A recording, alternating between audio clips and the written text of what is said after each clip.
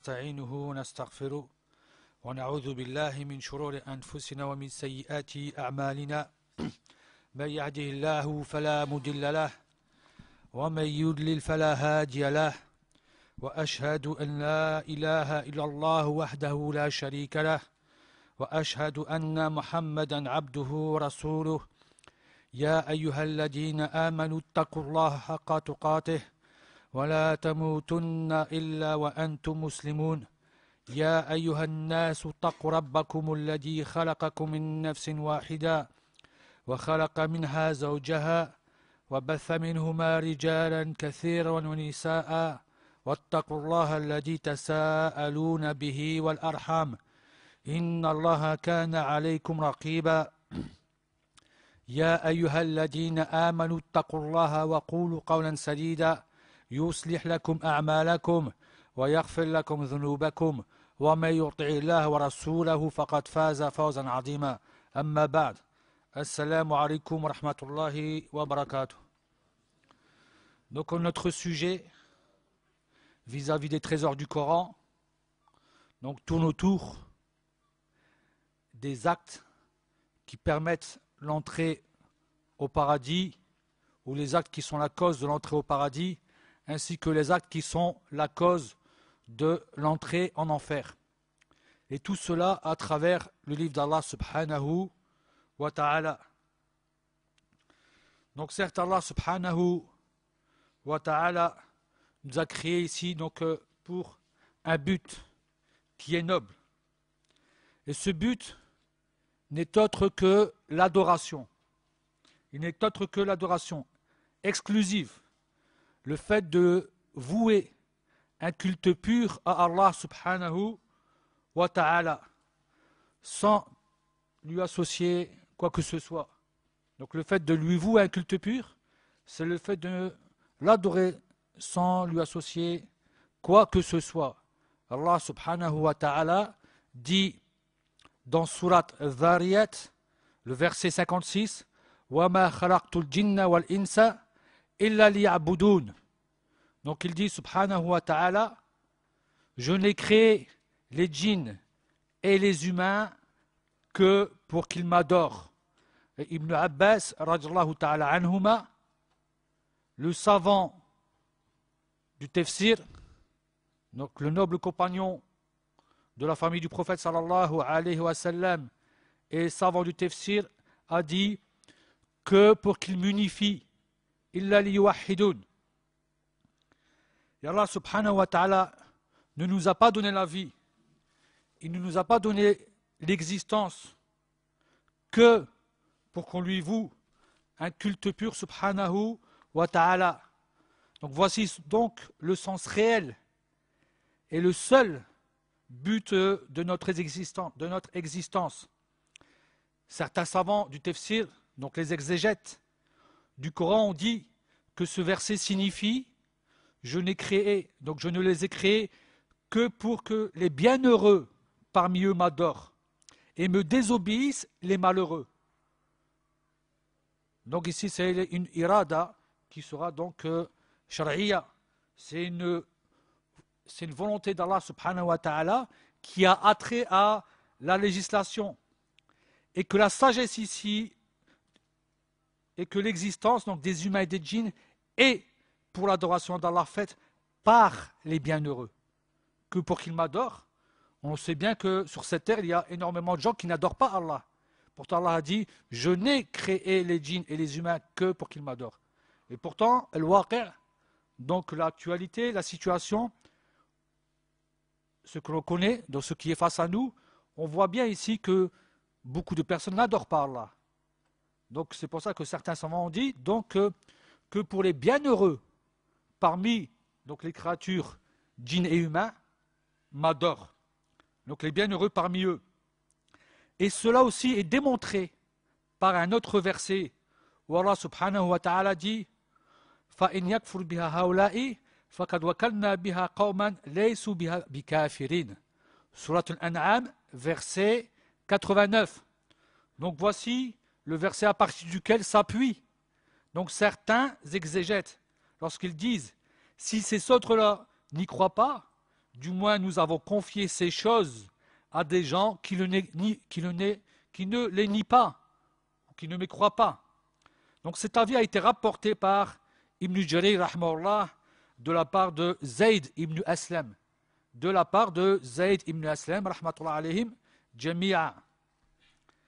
Et d'autres savants ont dit que le sens de la parole d'Allah illa liya'budun et que pour qu'il m'adore, donc ce sens est que pour qu'il approuve ma divinité de force ou de gré.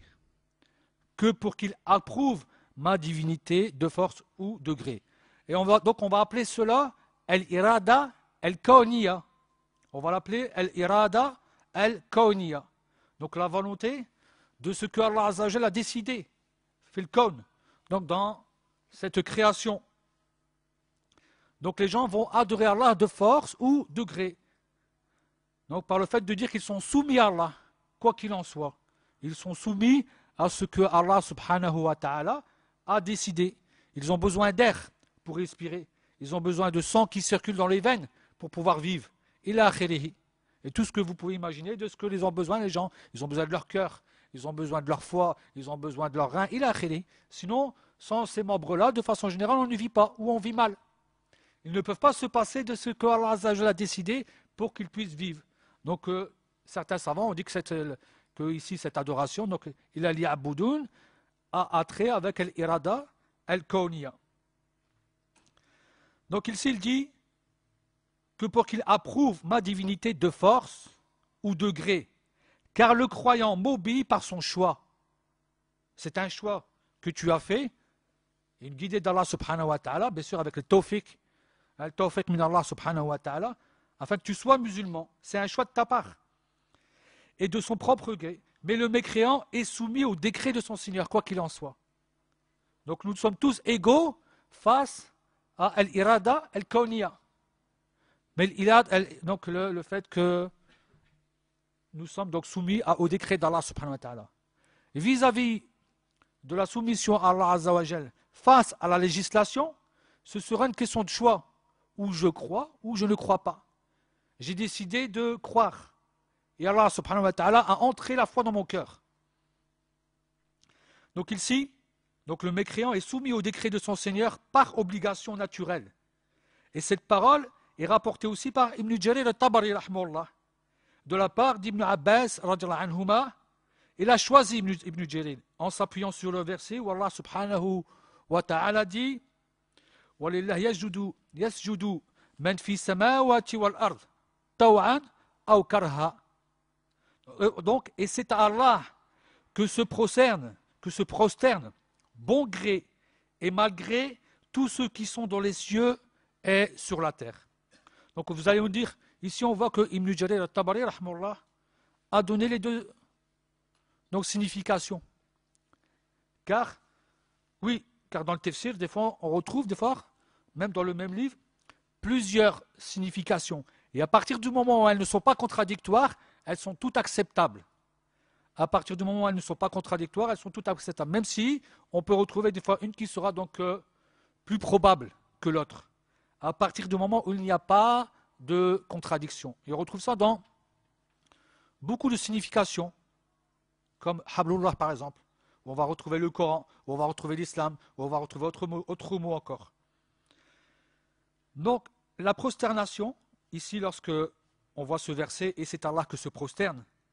Donc, la prosternation et l'adoration sont toutes deux des actes d'humilité et de dévotion et de soumission pour Allah, Jalla wa ala. Et ce verset démontre que certaines créatures le font de beau gré et d'autres de mal gré. Ils sont en vérité donc soumis à Allah subhanahu wa ta'ala. Et l'imam al-Mujahid, rahimahullah, dit que donc nous sommes avec une troisième ici parole de Mufassirin, que pour que je leur ordonne de m'adorer, et m'adore donc celui dont j'ai permis parmi mes serviteurs sans que je l'ai permis à d'autres. Donc vous voyez aussi toujours une explication de illa liya'budun, que pour que je leur ordonne de m'adorer et m'adore donc celui dont j'ai permis parmi mes serviteurs, sans que je l'ai permis à d'autres. Donc il y a un bienfait d'Allah Azza wa Jal sur les uns envers les autres. Et l'imam Shanqayti, rahimahullah, dans son livre, donc Adwa al-Bayan, dit après avoir rassemblé ces paroles, toutes ces paroles, après recherche de ces paroles, le sens, incha'Allah, de ce verset, donc, que pour que je leur ordonne de m'adorer et que je le récompense à cela, je les teste par des responsabilités, puis je les récompense selon leurs actes. Donc ici, il y a le fait de l'adorer, il y a aussi le test. Il y a un ibtila. Donc c'est un test. Est-ce qu'ils vont m'adorer ou pas? Je les crée et je les teste. Vont-ils m'adorer ou pas? Donc s'ils sont bons, c'est un bien, et s'ils ne le sont pas, c'est un mal. Donc vis-à-vis des actes. Et plusieurs versets vont venir appuyer la parole de l'imam Shanqayti rahimahullah. Lorsque donc on retrouve cela dans le commencement ou dans certains versets du début de Surat al-Hud.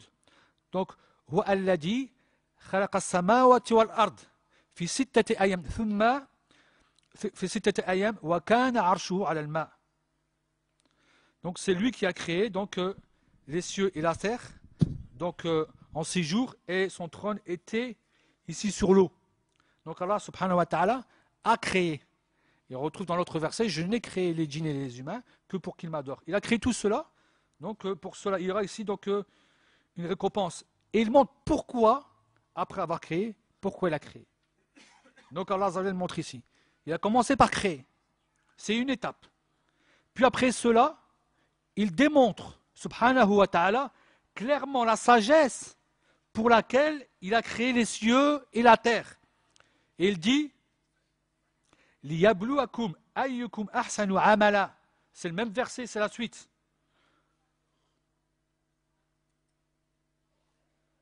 Donc liyabluwakum ayyukum ahsanu amala wa lan qultu innakum mab'uthuna min ba'di al-mauti la yaqulunna alladhina kafaru inna hada illa sihrun mubin. Donc, Surat Hud, verset 6. Afin d'éprouver, voilà ici donc le but. Allah Azza wa Jalla a créé les cieux et la terre en 6 jours, son trône était sur l'eau, afin d'éprouver lequel de vous agirait le mieux. Et si tu dis, vous serez ressuscité après la mort, ceux qui ne croient pas diront, ce n'est là qu'une magie évidente. Donc voici le but ici. Afin de prouver lequel de vous agit le mieux. Ahsanu amala. Ahsanu ici, donc amala, le meilleur des actes. Et le meilleur des actes est bien sûr donc celui qui sera sincère envers Allah subhanahu wa ta'ala et conforme à la sunna du prophète sallallahu alayhi wa sallam. Comme l'a dit donc Al-Fudayl ibn Iyad et d'autres savants encore.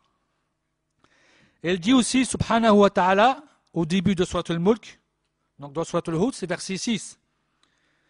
Alladhi khalaqa al-mawta wal-hayat liyabluwakum ayyukum ahsanu amala.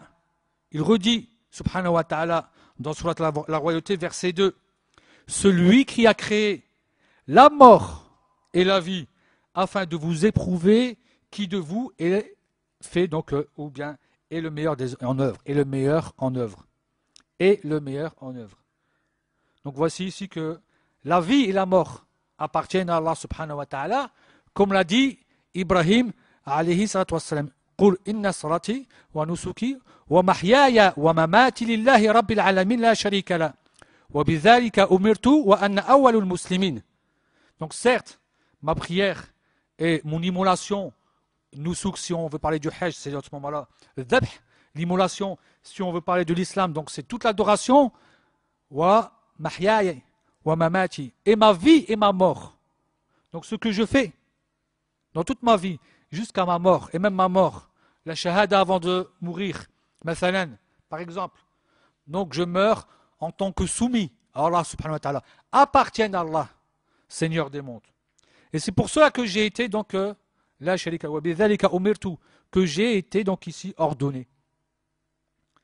Donc vous voyez que Allah Azza wa Jalla a créé la vie et la mort, donc afin d'éprouver les personnes, les humains, les djinns et les humains, qui d'entre eux feront les meilleures œuvres. Et on ne voit pas ici donc le plus d'œuvres. Le plus d'œuvres. Et les meilleures sont celles qui sont sincères, conformes à la sunna du prophète sallallahu alayhi wa sallam. Akhrasuhu wa aswabuhu. Comme l'a dit Al-Fudayl ibn Iyad, rahmatullah alayhi. Et il dit aussi, subhanahu wa ta'ala, dans Surat Al-Kahf, la sourate donc Al-Kahf, la caverne. Inna ja'alna ma'ala al-ardi zinatan laha liyabluwakum ayyuhum ahsanu amala. Donc certes, nous avons placé ce qu'il y a sur la terre pour l'embellir, afin d'éprouver.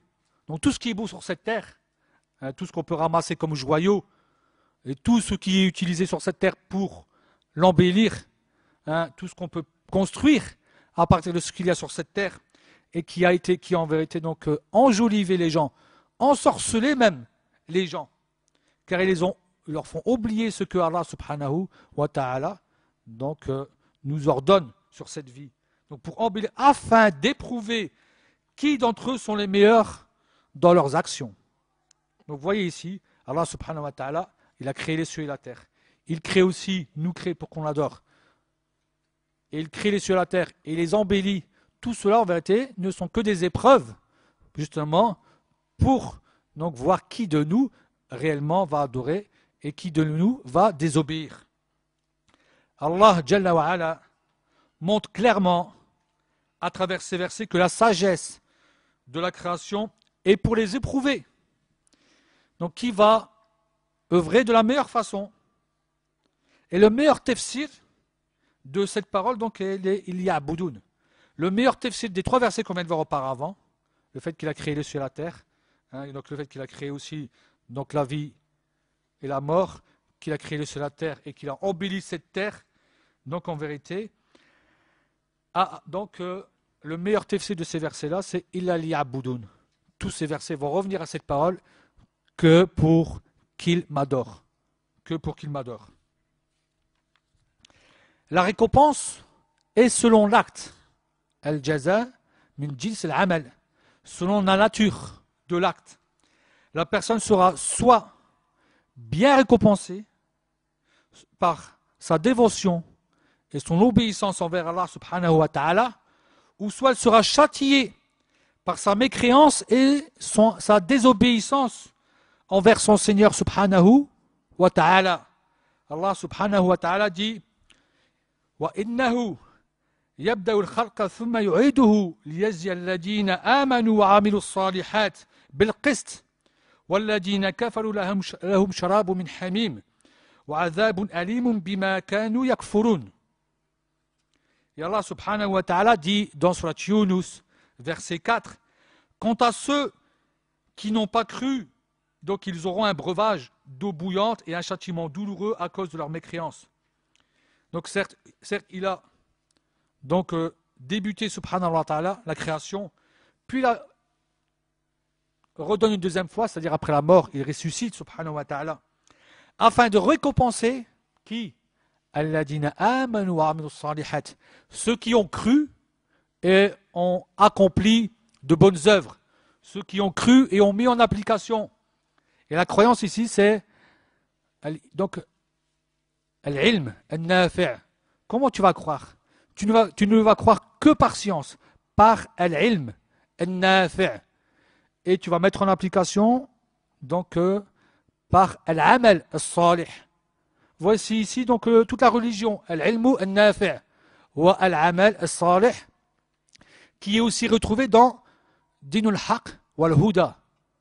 Al-Huda wa Din al-Haq. N'est-ce pas que al-Huda, la guidée, n'est faite que par donc la science. Et Dinul Haq, c'est par les œuvres.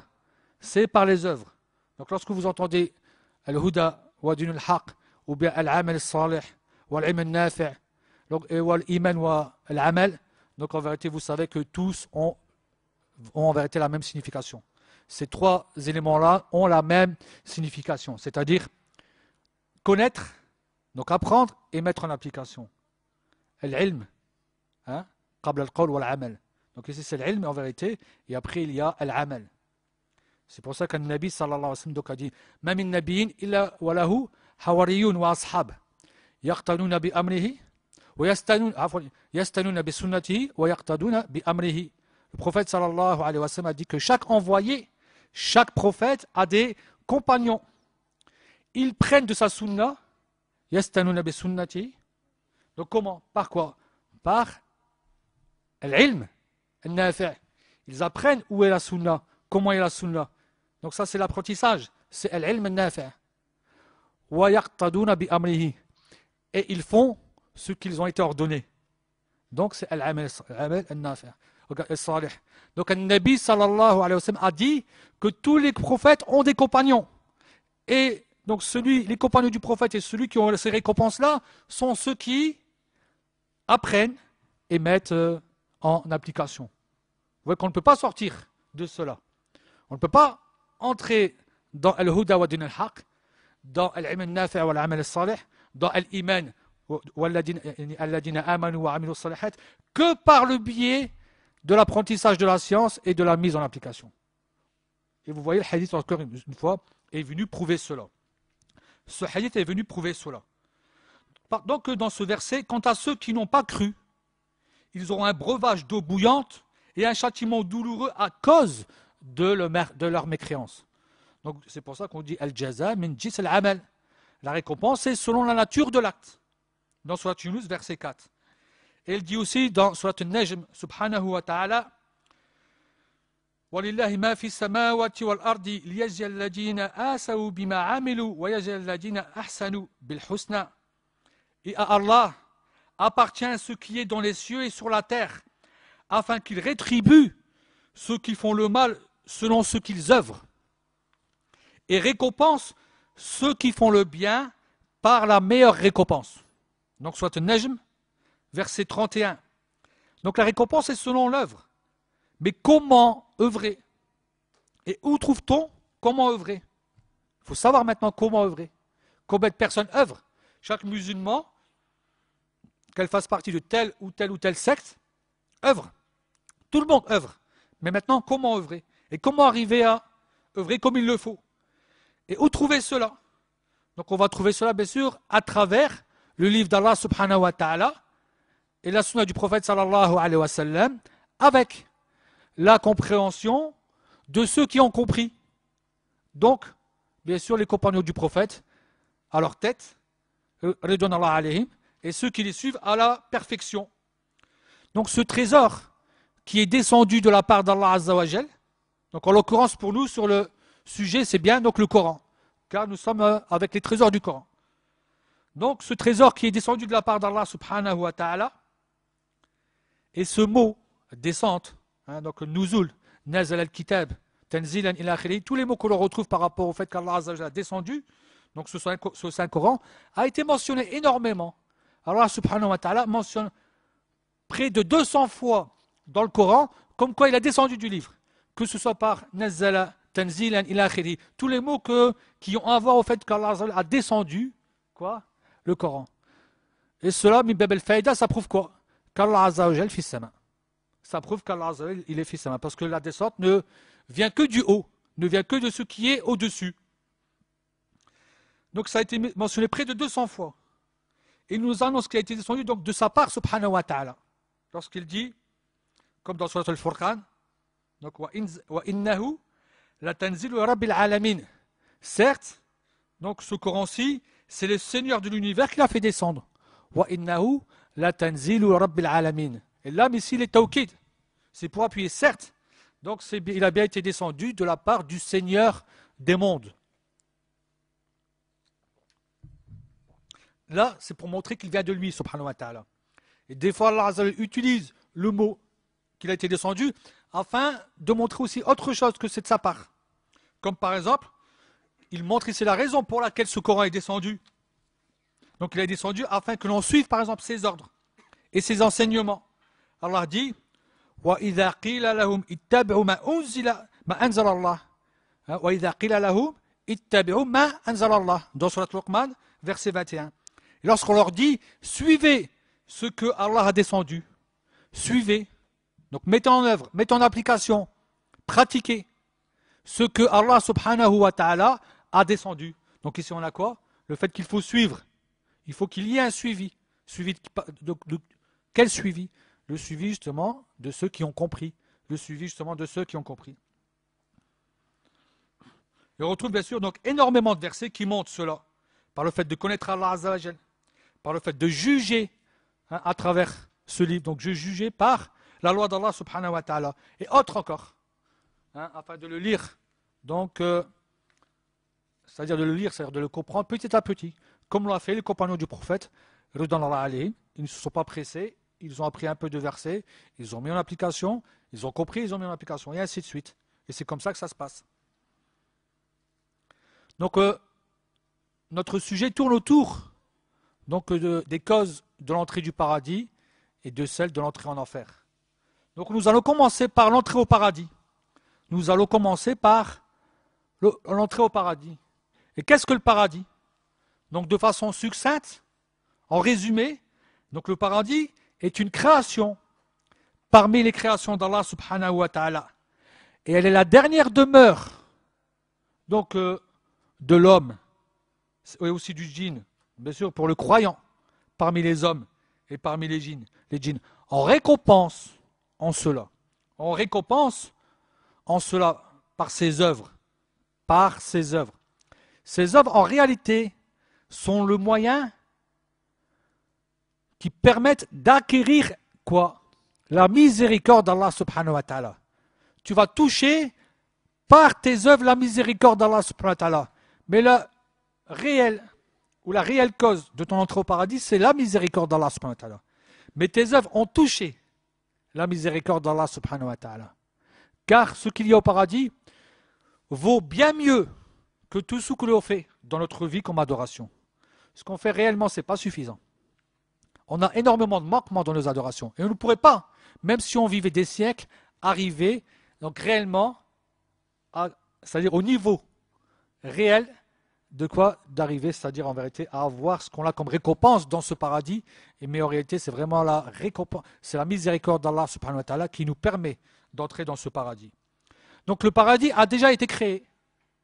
C'est pour ça qu'on voit U'iddat lil muttaqin, qui a été déjà préparé. U'iddat, donc c'est un mardi.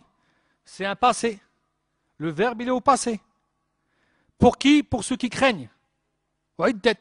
Donc ce verbe prouve qu'il a déjà été créé. De même pour l'enfer.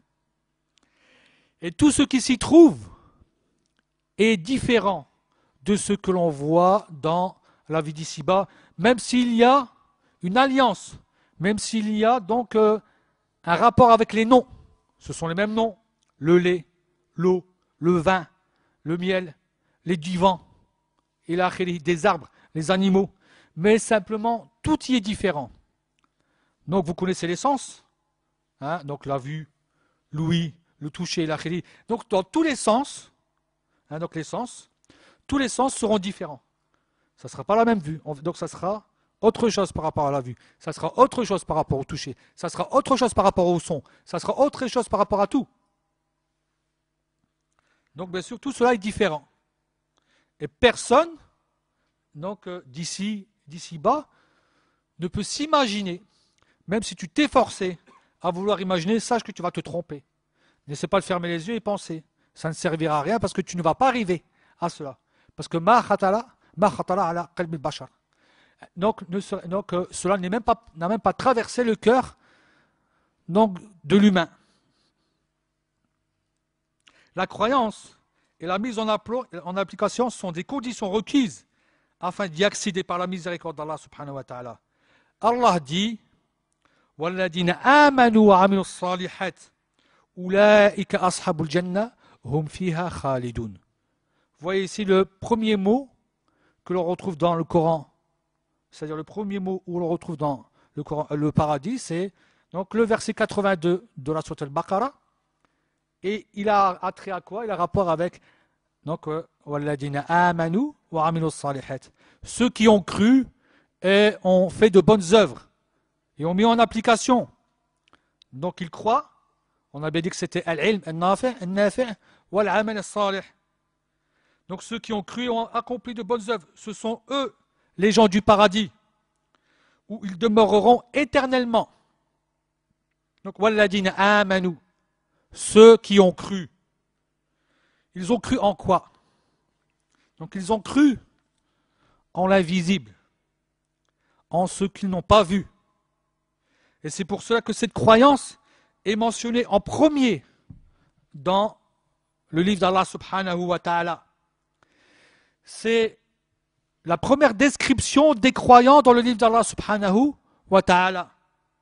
Lorsqu'Allah subhanahu wa ta'ala dit dans le début de Surat al-Baqarah, Alif lam mim dhalika al-kitabu la rayba fi hudan lil-muttaqin.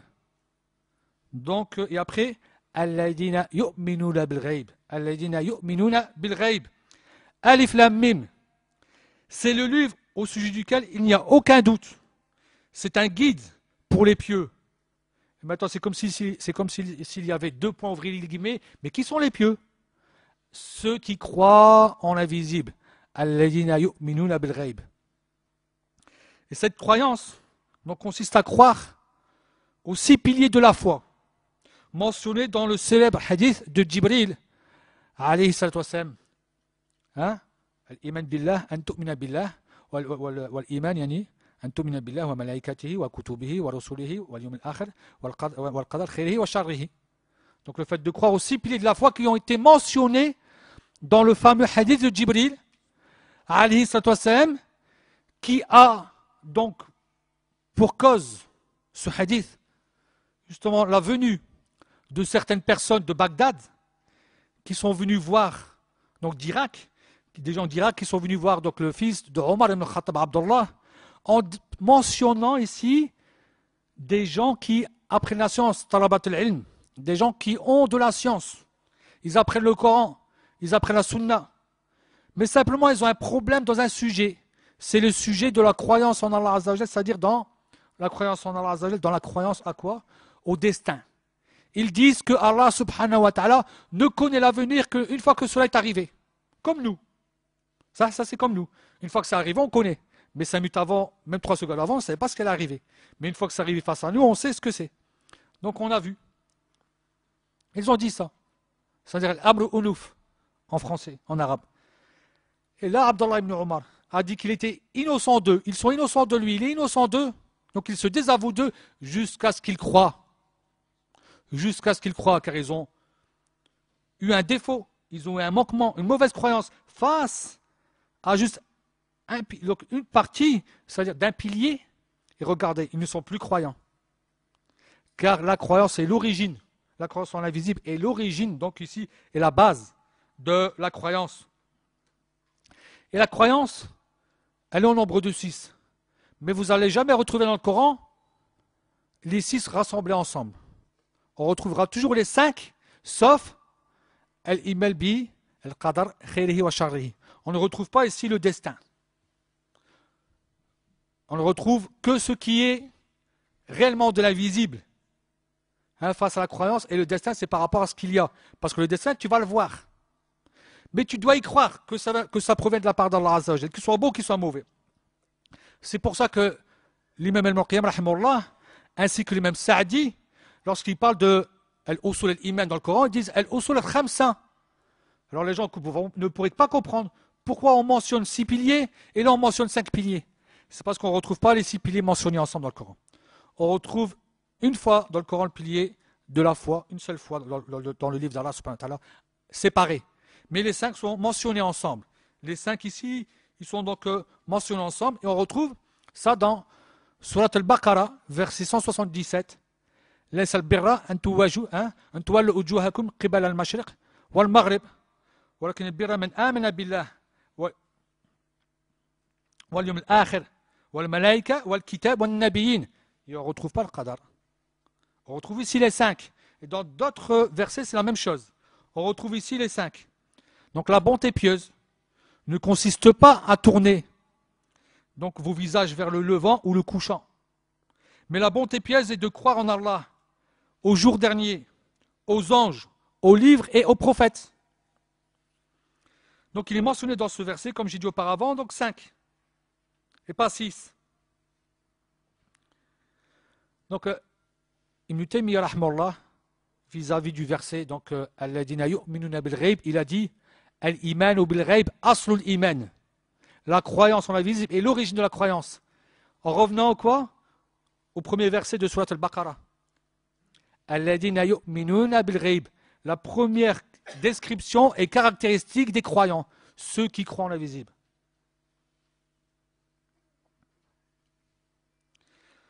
Donc la croyance en Allah, en quoi consiste-t-elle?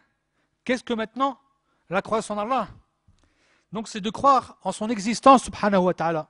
En premier lieu, on va croire en l'existence d'Allah, subhanahu wa ta'ala, en premier lieu.